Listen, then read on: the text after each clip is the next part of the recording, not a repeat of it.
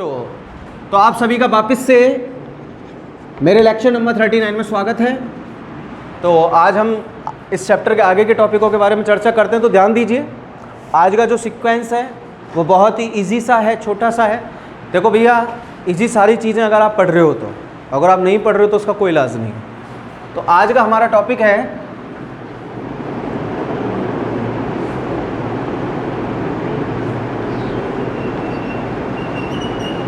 संधारित्र की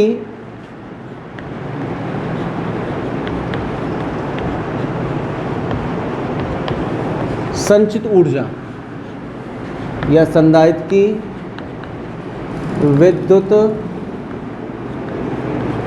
स्थितिज ऊर्जा। दो चीज़ें, किसी से कह लो, चाहे संचित ऊर्जा कह लो या फिर विद्युत स्थितिज ऊर्जा कह लो। अब ये टॉपिक है हमारे पास संधारित्र की संचित ऊर्जा। कैसे कैलकुलेट करेंगे? आपसे कोई पूछे कि what is the definitions of the electric potential energy of capacitor, संधारित्र की संचित ऊर्जा किसे कहते हैं? तो आपका सिंपल सा एक आंसर होगा कि किसी संधारित्र को आवेशित करने में जो हम कार्य करते हैं।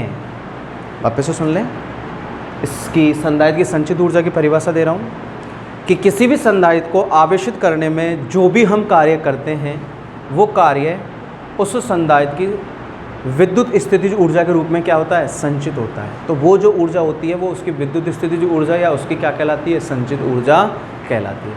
दैट मीन्स कार्य ऊर्जा प्रमेय है, कार्य कितने के बराबर आ रहा है? ऊर्जा के बराबर आ रहा है। ठीक है, तो किसी भी संधारित्र को आवेशित करने में किया गया कार्य उस संधारित्र की संचित ऊर्जा या विद्युत स्थितिज ऊर्जा के कैसा होगा? बराबर।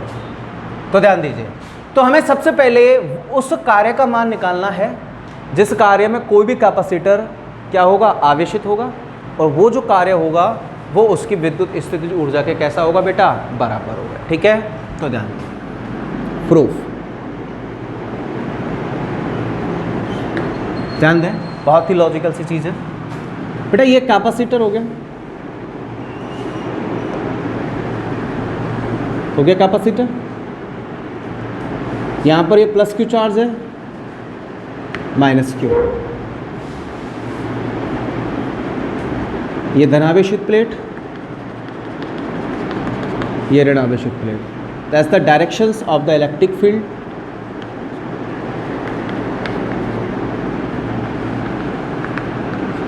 ठीक है, there is the mid distance between their two plates and the potential different, ठीक है ना, जनरेट बिटवीन टू प्लेट्स। इन दोनों प्लेटों के मध्य उत्पन्न विभवांतर, और ये विद्युत क्षेत्र हो गया। ठीक है, अब इस संधारित्र को आवेशित करने में हम किए गए कार्य के मान की गणना कर रहे हैं। तो जरा ध्यान दीजिए,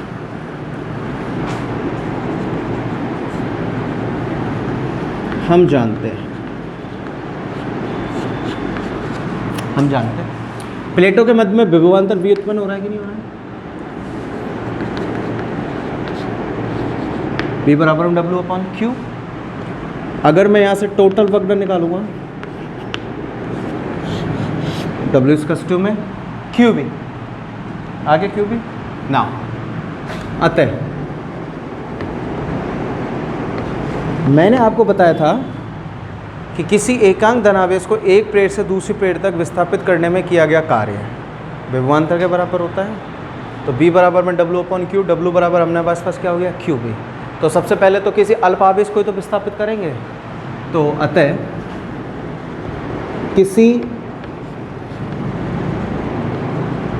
अल्प आवेश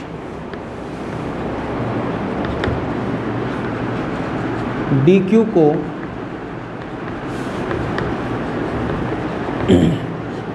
विस्था का मतलब विस्थापित करने में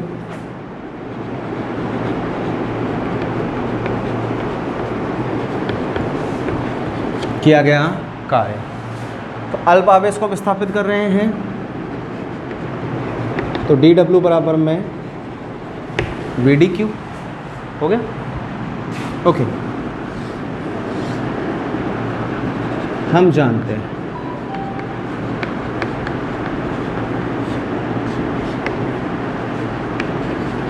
Q बराबर C भी होता है कि नहीं होता है?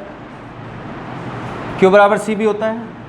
अकॉर्डिंग टू दिस फंक्शन यहाँ से हम पोटेंशियल की वैल्यू कैलकुलेट कर लेंगे। V/2 में Q/C, यहाँ पर इसका मान है dW बराबर V की जगह पर Q/C इंटू dQ। अब ध्यान दीजिए, जैसा कि मैंने अभी आपको डेफिनेशन बताई कि किसी संधारित्र को आवेशित करने में किया गया कार्य, तो बेटा इस संधारित्र को मैं चार्ज कर रहा हूँ, आवेशित का मतलब चार्ज कर रहा हूँ, तो पहले तो ये बिल्कुल ही डिस्चार्ज पड़ा है ना, निरावेशित है। डिस्चार्ज का मतलब निरावेशित है, कोई भी चार्जेस वैल्यू नहीं है। तो प्रारंभ में इस पर उपस्थित संधारित्र पर उपस्थित आवेश का मान कितना था? 0 था। बाद में जब इसको आवेश करेंगे तो महत्तम मान हो जाएगा। तो महत्तम मान को, आवेश के महत्तम मान को मैं किससे व्यक्त कर रहा हूँ? कैपिटल Q से कर रहा हूँ। तो मैं अब यहाँ पर लैंग्वेज क्या बनाऊंगा? अतः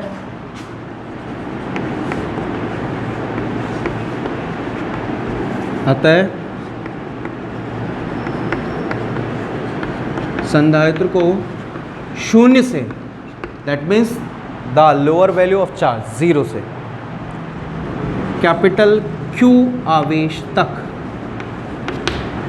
कैपिटल Q आवेश तक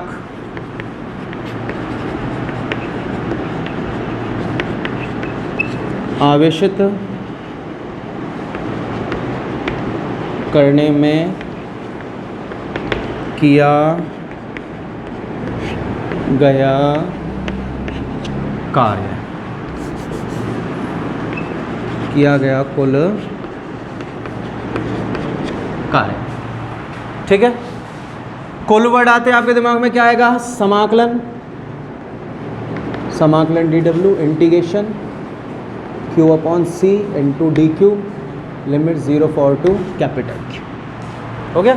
तो लिमिट 0 से लेके कहाँ तक आवेशित कर रहे हैं? कैपिटल Q आवेश। ठीक है, अब आप देखेंगे integration dW 1/C integration limit 0 for to Q small q dQ। समाकलन लीजिए W 1/C, Q का समाकलन हो गया Q² डिवाइड बाई 2, लिमिट चल रही है 0 से लेके कैपिटल Q। अब Q का समाकलन Q² डिवाइड बाई 2 किससे हो गया? x की power n+1 divide by n+1 से। आगे बात समझ में?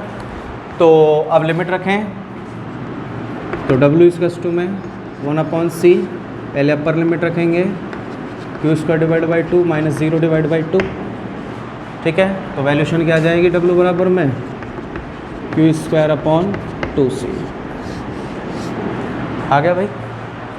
अब अकॉर्डिंग टू अवर डेफिनेशन कि संधारित्र को आवेशित करने में किया गया कार्य यानी कि टोटल वर्क डन जो कि Q²/2C के बराबर आ रहा है, यही इस संधारित्र की कौन सी ऊर्जा के बराबर होगा? संचित ऊर्जा के बराबर होगा, जिसको हम किससे व्यक्त करते हैं? U से। ठीक है ना? तो W बराबर में U, तो U बराबर में मेजर फलन कितना आ गया है? U बराबर में Q²/2C। तो एक तो आ गया भैया संधारित्र की संचित ऊर्जा का एक फलन तो आ गया Q²/2C। दूसरा एक फलन और आप निकाल सकते हैं, वो कैसे निकालेंगे? ध्यान दीजिए, आप जानते हैं नोट,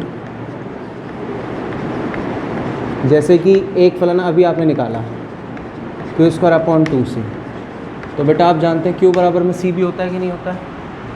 तो W बराबर में Q की जगह पर ये वाला मान रखोगे तो C² V²/2C, C time cancel हो गया, तो W बराबर में 1/2 CB² आ रहा है कि नहीं आ रहा है? तो W बराबर में U, तो U बराबर में कितना आ जाएगा? 1/2 CB²। तो यही होती है बेटा संधारित्र की संचित ऊर्जा का मान, U बराबर में Q²/2C। This is the major functions of the electric potential energy of capacitor. And second आप चाहें तो इसको तोड़ मरोड़ कर ये वाला मान निकाल सकते हैं कि भाई U में 1/2 CB²। ठीक है, आफ्टर ऑल उम्मीद करता हूँ ये टॉपिक समझ में आ गया होगा। इसके बाद अब हमारे पास अगला टॉपिक आता है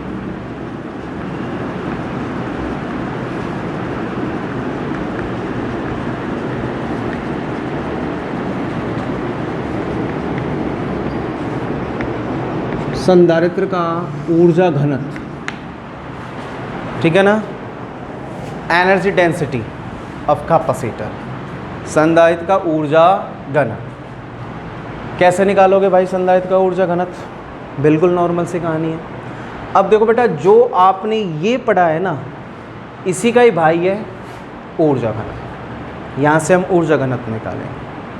तो सिर्फ आपको थोड़ा सा ध्यान देना है और पूरी की पूरी कहानी मैं आपके सामने यहीं पर रिप्रेजेंट कर दूंगा। कैसे? ध्यान। हम जानते हैं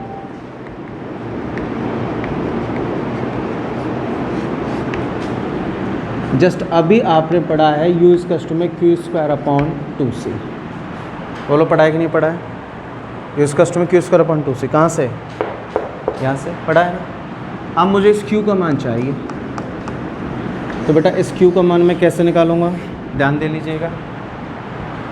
हम जानते हैं किसी भी चालक प्लेट के कारण उत्पन्न विद्युत क्षेत्र का सूत्र होता है इस कस्ट में σ/ε0। अब आप चाहें तो मेरे से क्रॉस क्वेश्चन कर सकते हैं कि सर आपने यही फंक्शन को यूज़ में क्यों लिया है।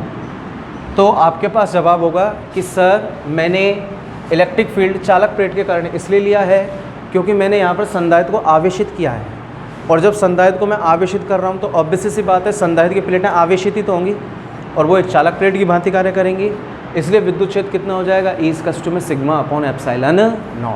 ठीक है। और आप भली भांति जानते हैं कि सिग्मा इज इक्वल होता है Q/A। ठीक है, सामान्यतः हम स्मॉल q को लेते हैं, लेकिन हमारे पास फंक्शन में कैपिटल Q है, इसलिए मैंने कैपिटल Q को यूज़ में ले लिया है। अगर मैं यहाँ से Q का मान निकालूंगा तो इस सिग्मा की जगह पर ये वाला मान मैं यहाँ रखूँगा, तो E इज इक्वल में Q/A/ε0 आएगा कि नहीं आएगा? आ गया। यहाँ से मुझे किसका मान चाहिएगा? Q का। तो इसके बटे में क्या करूँगा मैं? 1 कर दूँ बटे में 1, तो Q बराबर में कितना आ जाएगा? E/A/ε0। बताओ बेटा Q का मान मैंने कैसे कैसे निकाला, समझ में आ गया होगा सभी को? ठीक है।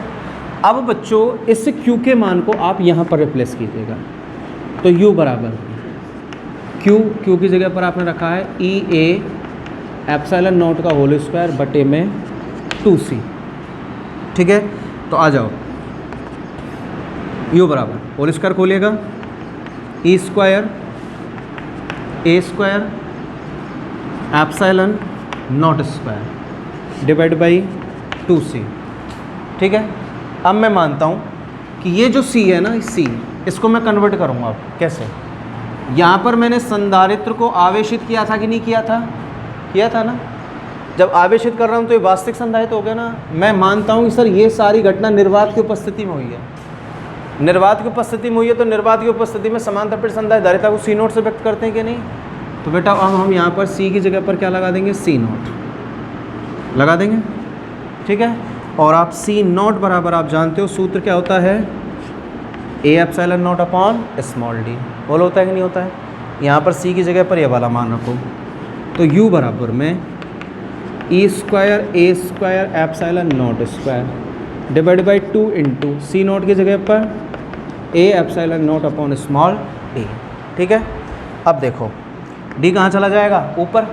तो देखिए U बराबर A से A² A टाइम कैंसिल हो गया, ε0 से ε0², ε0 टाइम कैंसिल हो गया।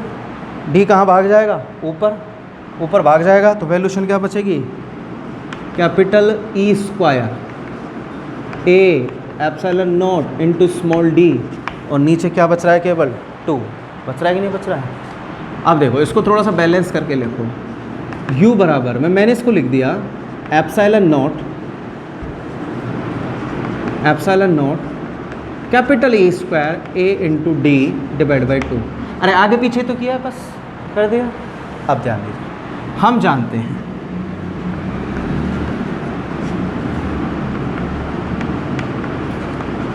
जानते हैं आपने लोअर स्टैंडर्ड में फंक्शन पढ़ा होगा, आयतन बराबर सूत्र होता है क्षेत्रफल इंटू दूरी। बोलो होता है कि नहीं होता है? आयतन बराबर क्षेत्रफल इंटू दूरी। तो बेटा आयतन को आपने V से शो कर दिया, क्षेत्रफल A है और दूरी आपके पास कितनी है? D। यहाँ पर A इंटू D दिख रहा है कि नहीं? इसकी जगह पर V लिख सकता हूँ कि नहीं लिख सकता हूँ मैं?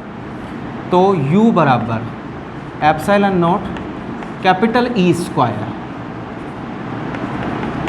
इंटू V आयतन बटे में 2, इस b को ले आओ इसके बटे में, तो u अपॉन b फंक्शन आ जाएगा epsilon not capital E square divide by 2 आ गया, जहाँ u अपॉन v ये होता है म्यू के बराबर, और म्यू क्या होता है, ऊर्जा घनत्व किसका, संधारित्र का। तो वैल्यूशन आ जाएगी म्यू बराबर, इसको मैं लिख सकता हूँ 1/2 epsilon not capital E square. This is the original function of energy density of any parallel plate capacitor, यानी कि किसी भी समांतर प्लेट संधारित्र का जो ऊर्जा घनत्व होता है वो हमारे पास क्या निकल कर आता है, म्यू बराबर में 1/2 epsilon not capital E square. तो देखो बच्चों, मैं आपको केवल एक ही चीज़ समझाना चाह रहा था बार बार, जो मैं आपसे कह रहा था वो मैं आपसे कह रहा था कि जैसे कि हमारा पहला टॉपिक था कि संधारित्र की संचित ऊर्जा, और संधारित्र की संचित ऊर्जा के बारे में हमने पढ़ा कि किसी भी संधारित्र को आवेशित करने में किया गया कार्य उसकी विद्युत स्थितिज ऊर्जा उसकी संचित ऊर्जा के बराबर होता है। हमने बेटा शून्य से लेके कैपिटल क्यू आवेश तक आवेशित करने में जो हमने कार्य किया है, कार्य से हमने एनर्जी निकाली और काट पीट करके फंक्शन निकाली वगैरह वगैरह जो भी है। अब इसके बाद आता है संधारित्रों का ऊर्जा घनत्व। अब जो ऊर्जा घनत्व है किसी भी संधारित्र की जो डेंसिटी है वो किससे मतलब रखती है, उसकी एनर्जी से तो मतलब रखेगी भाई। ऊर्जा घनत्व एकांक आयतन की ऊर्जा है तो ऊर्जा घनत्व होती है, आ रही बात समझ में। तो अब इस राशि का संबंध हमने यहाँ पर शो आउट कर दिया। दिखने में थोड़ा सा मैथमेटिकल लगता है, बच्चे थोड़ा सा असहज सा फील करते हैं कि सर इसको हम कैसे याद रखेंगे। तो मैं इसको याद रखने का एक बहुत ही बढ़िया तरीका बताता हूँ। सबसे पहले आप एनर्जी को लिखिए, एनर्जी का फंक्शन हो गया Q²/2C, ठीक है ना। अब ये पूरी घटना किस में हो रही थी, निर्वात में, इसलिए मैंने C की जगह पर क्या रख दिया है, C0। मैं आपको शुरू में क्लियर कर देता हूँ। अब देखो बेटा, आपको केवल एक उद्देश्य है कि आपको इस Q के मान को रिप्लेस करना है, ठीक है। Q का आपने कहाँ से निकाला, विद्युत क्षेत्र का फंक्शन निकाला चालक प्लेट के कारण, तो E में sigma upon epsilon not, sigma बराबर Q अपॉन ए होता, आपने ये निकाल लिया। अगर कोई भी महानुभाव आपसे पूछे कि बेटा आपने चालक प्लेट के कारण उत्पन्न विद्युत क्षेत्र का ही सूत्र यूज में क्यों लिया है, तो आप कह सकते हैं कि सर संधारित्र की प्लेट और संधारित्र प्लेट चालक ही होती है, ठीक है। यहाँ से Q का मान निकाल लिया, Q का मान रखा, फिर आपने निर्वात में किसी समांतर प्लेट संधारित्र धारिता का मान रख दिया, काटा पीटी कर लिया है और फंक्शन आपके पास निकल कर आ गया, ठीक है। उसके बाद हमारा अगला टॉपिक आता है कि संधारित्र की ऊर्जा की कैलकुलेशन करते हैं हम संयोजन के रूप में, ठीक है ना। तो जो इसका नोटिफिकेशन पॉइंट ही है, और वो मैं नोटिफिकेशन पॉइंट आपको क्लियर कराता हूँ, तो ज़रा ध्यान दीजिए।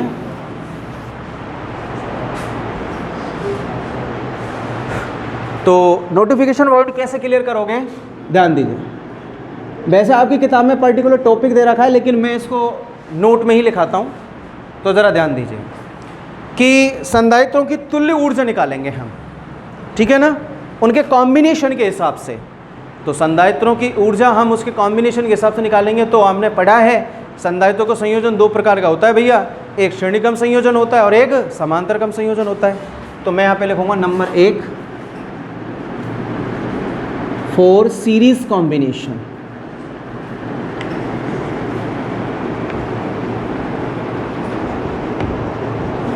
यानी कि श्रेणीक्रम संयोजन के लिए, ठीक है भाई। अब श्रेणीक्रम संयोजन में तुल्य धारिता का सूत्र क्या होता है, जितने भी संधारित्र जुड़े होते हैं उन सभी की तुल्य धारिता का सूत्र होता है 1/c² में 1/c1 + 1/c2 + ... + 1/cn। मैं n संधारित्रों की उपस्थिति में याद कर रहा हूँ, इस चीज़ को ध्यान रखना आप। अब ध्यान दीजिए, हम जानते हैं, यानी कि वी नो दैट, क्या जानते हो बेटा आप, कि सर u = में फंक्शन होता है Q²/2C। बोलो होता है कि नहीं होता है। अब इस फंक्शन को क्या मैं Q² /2 × 1/c नहीं लिख सकता, क्या लिख सकता हूँ ना। 1/c तुल्य धारिता आपने निकाल रखी है कि नहीं निकाल रखी है।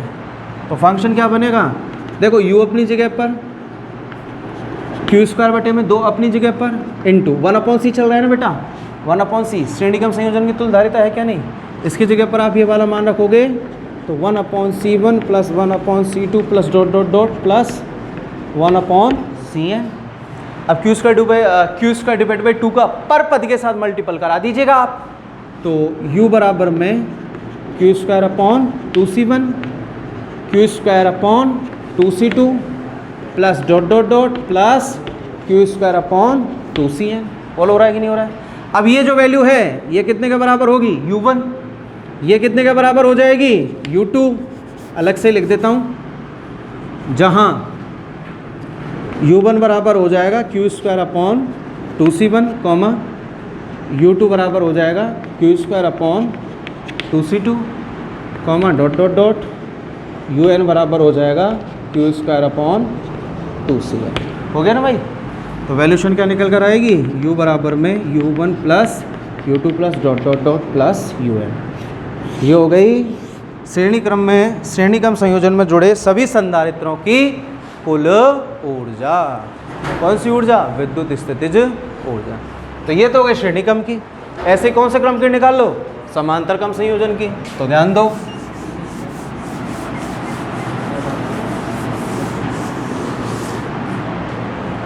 तो ध्यान दीजिए,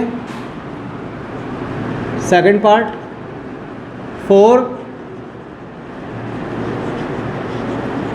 4 पैरेलल कॉम्बिनेशन। समांतर क्रम संयोजन की जुड़े सभी संधारित्रों की तुल्य धारिता का सूत्र होता है C बराबर में C1 plus C2 plus C3 plus dot dot dot plus Cn। बोला होता है कि नहीं होता है? सेम ही फंक्शन होगा। अब याद कीजिए, आपको वैल्यूशन मैंने पढ़ाई थी कि आप जानते हैं भाई मास्टर फंक्शन तो क्यू स्क्वायर अपॉन 2c होता है। बोलो होता है कि नहीं होता है? अब क्यू का मान तुम रिप्लेस करोगे तो c square B square upon 2c, तो ये 1/2 c² ना हो जाएगा का? समझ में आया को ना आया? c से c square c time cut गया, बी स्क्वायर अपनी जगह पर है ही और बटे में कौन बैठा? 1/2 जस्ट अभी पढ़ाया मैंने आपको। तो u बराबर में क्यू स्क्वायर अपॉन 2c होता है। क्यू की जगह पर c भी रखा, स्क्वायर है तो c square B square upon 2c, c से c square c time cut गया तो 1/2 cb स्क्वायर। अब देखो बेटा, ये जो फंक्शन है ना u बराबर में 1/2 जो cb स्क्वायर आ रहा है, इसको क्या मैं v स्क्वायर बटे में 2 इंटू c ना लिख सकूँ? तो मैं यहाँ लिख सकते हैं। देखो v स्क्वायर बटे में 2 इंटू c क्या है? समांतर क्रम संयोजन में जुड़े जितने भी संधारित्र हैं उन सभी की तुल्य धारिता है। अब उन सभी की तुल्य धारिता है तो u बराबर में बी स्क्वायर बटे में 2, तो ब्रैकेट स्टार्ट, c की जगह पर मैं लिखूँगा c1 plus c2 plus c3 plus dot dot dot plus cn। होगी cn। अब वैल्यू कहीं बनेगी लाला? u बराबर में, ठीक है ना, u बराबर में ये बन जाएगा c1 B square divide by 2 plus c2 B square divide by 2 plus dot dot dot plus cn B square divide by 2। अब आप देख सकते हैं c1 B square divide by 2 कितने के बराबर हो जाएगा? u1। c2 B square divide by 2 ये कितने का बराबर हो जाएगा? u2। और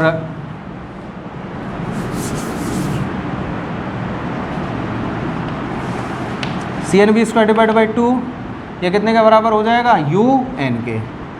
तो u बराबर में u1 plus u2 plus dot dot dot plus un। आ गई ना सेम कंडीशन? ये कौन से कॉम्बिनेशन के लिए हो गया? पैरेलल कॉम्बिनेशन के लिए। तो आज की क्लास में बच्चों इतना ही काफ़ी है। आगे की जानकारी आपको नेक्स्ट क्लास में दे दी जाएगी। Thank you.